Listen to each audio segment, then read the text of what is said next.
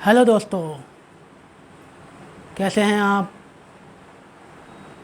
जीवन को आनंदपूर्ण जीना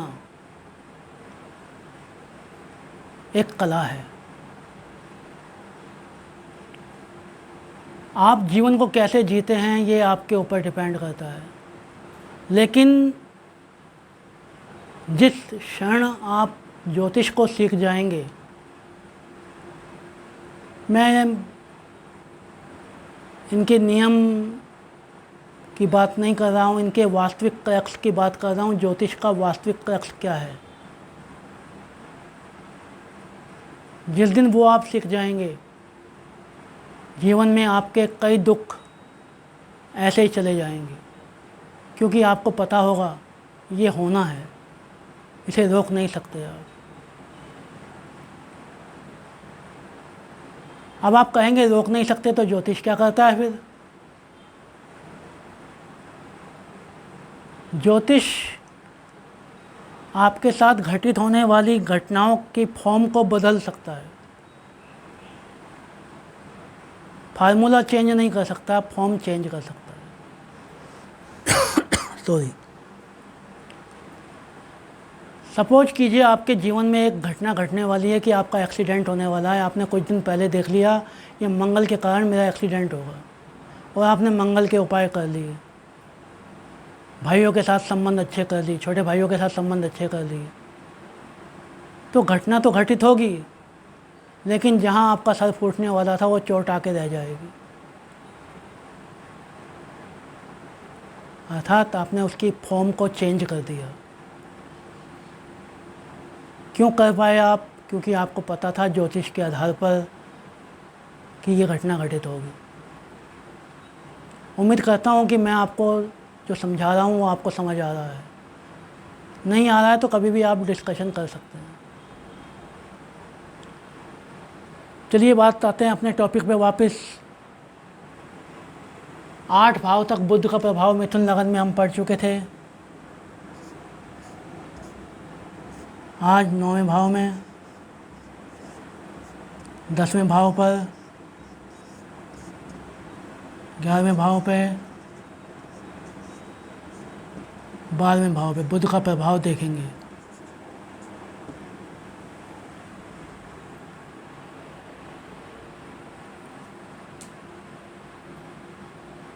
तो बुध के बारे में मैंने आपको बताया, बुध बुद्धि का कारक है, बुध वाणी का कारक है, बुध शिक्षा का कारक है, बुध व्यापार का कारक है। ये सब कौन है? बुध है। हमारी स्किन जो है वो बुध है, हमारे जो दांत हैं वो बुध है, हमारी जो वाणी है वो बुध है। यदि किसी की वाणी में दोष है, या दांत खराब हैं, या स्किन खराब हो चुकी है, ड्राई हो चुकी है, बेजान हो चुकी है, तो उस व्यक्ति का बुध, उसकी कुंडली में कहीं ना कहीं डैमेज है। जब तक बुध को सही नहीं करेंगे तब तक ये चीज़ें सही नहीं होंगी।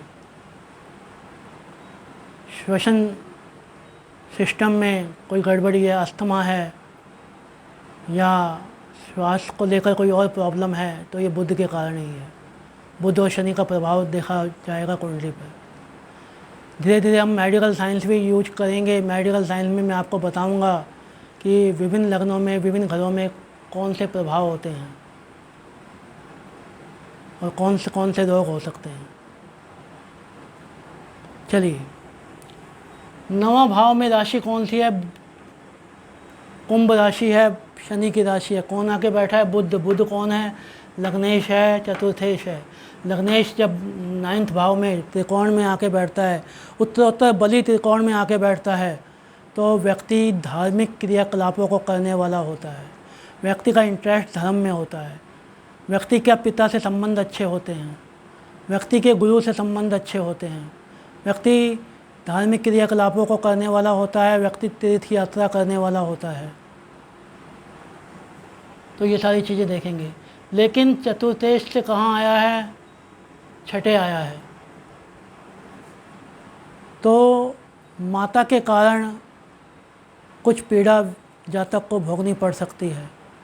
माता के कारण धर्म में कुछ पाखंड या अनीति या अनैतिकता आ सकती है।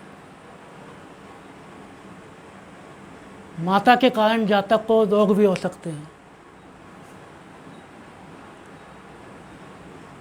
यदि हम बात करें 10वें भाव की, 10वां भाव कर्म भाव है। हम जो भी कर्म करते हैं उसको हम कहाँ से देखते हैं? उसको हम 10वें भाव से देखते हैं। कौन सी राशि है? मीन राशि है। किसकी राशि है? गुरु की राशि है। कौन आके बैठा है? बुध आके बैठा है। बुध और गुरु में संबंध ज़्यादा अच्छे नहीं माने जाते, सम माने जाते। तो यदि कोई पाप प्रभाव और नहीं आ रहा तो व्यक्ति अपने कर्मों को धर्म के अनुसार करने वाला होगा।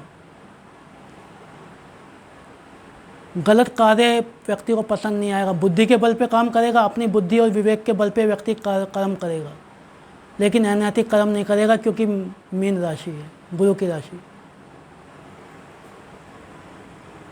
चतुर्थेश दशम में आके बैठा है और सप्तम दृष्टि से वापस अपने घर को देख रहा है। माता के साथ संबंध अच्छे होंगे, अच्छा घर होगा, अच्छा परिवार होगा, अच्छा सुख प्राप्त होगा, इंटीरियर डेकोरेशन अच्छा होगा घर का, ये सारी बातें। यदि हम बात करें 11वें भाव की, 11th में राशि है मेष, मंगल की राशि है, बुध आके बैठा है। मंगल और बुध में संबंध ज़्यादा अच्छे नहीं हैं और अशुभ भाव है, तो व्यक्ति को लाभ प्राप्ति तो होगी लेकिन कठिनाई के साथ होगी, स्ट्रगल के बाद होगी, क्योंकि लाभ देना मंगल का काम है, वो देगा लेकिन स्ट्रगल के बाद देगा, आसानी से नहीं देगा। चतुर्थेश एकादश में आया है, यानी कि अपने से अष्टम व लगन से 11वां, दोनों ही भाव सही नहीं होते हैं, तो सुख में कमी हो जाएगी, माता के साथ संबंध में खटास हो जाएगी, परिवार के साथ संबंध बिगड़ सकते हैं, सुख प्राप्ति में बाधा आ सकती है। ये सारी बातें हम कह सकते हैं। 12वां भाव व्यय का भाव, लॉसेस का भाव, इन्वेस्टमेंट का भाव, हॉस्पिटल का भाव, जेल का भाव, ये सब विदेश का भाव, ये सब 12वें भाव से देखे जाते हैं।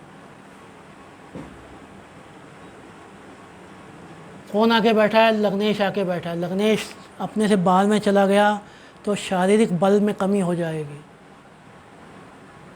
शरीर दुबला पतला हो जाएगा, शरीर में स्टेमिना कम हो जाएगा। चतुर्थेश अपने से नवम गया है। नवम अच्छा माना जाता है, लेकिन लगन से कहाँ गया है? 12वें गया है। तो सुख तो प्राप्त होगा लेकिन कठिनाई के बाद। माता से संबंध में अच्छा, तो माता से संबंध अच्छे तो होंगे लेकिन कभी कभी तकरार हो सकती है, क्योंकि ये अपने से 12वें हैं। घर होगा लेकिन घर पे काफ़ी मात्रा में व्यय होगा, बार बार इंटीरियर चेंज करवाना पड़ सकता है, बार बार मेंटेनेंस करवाना पड़ सकता है, तो घर पे व्यय होगा। इस प्रकार हम कह सकते हैं। 12 भाव पे हमने बुध का प्रभाव देख चुके हैं।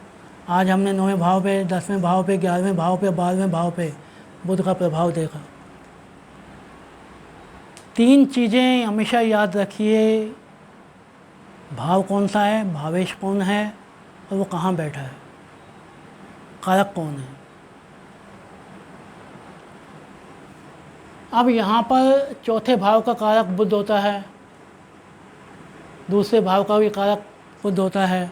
इस प्रकार कारक को भी अपन को याद रखना है, जो कि पहले की वीडियो में मैंने आपको बताया है।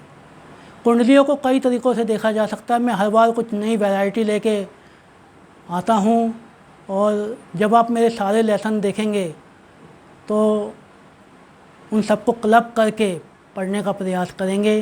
जैसे कि आगे चल के हम एग्जाम्पल भी लेंगे कुंडलियों के, ताकि मैं आपको पूर्ण रूप से समझा पाऊँगा कि किस प्रकार कुंडली का विवेचन किया जाता है। यदि आप मुझसे कंसल्टेंसी लेना चाहते हैं, परामर्श लेना चाहते हैं, तो दिए हुए नंबरों पर संपर्क कर सकते हैं। एक निवेदन हाथ जोड़ के कि यदि आपने अब तक मेरे चैनल को सब्सक्राइब नहीं किया है तो सब्सक्राइब कर दें, ताकि ज़्यादा से ज़्यादा लोगों को ये पोस्ट पाए। और आप इसका कमेंट भी कर सकते हैं, शेयर लाइक भी कर सकते हैं। उम्मीद करता हूँ कि लेसन आपको समझ आया होगा। जय माता दी।